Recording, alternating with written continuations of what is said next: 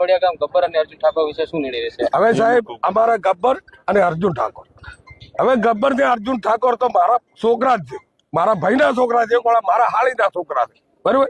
હવે અર્જુન ને ગબ્બર તો મારા છોકરા છે, પણ એટલા બધા થોડા ઘમંડમાં બોલે, ઘમંડમાં બોલે છે. અને બોલો એક મને એ બોલે છે કે ભેગા હતા, પટાક ખેલ છે, કુંદરા સુધી ભેગા હતા, દારૂડિયો છે.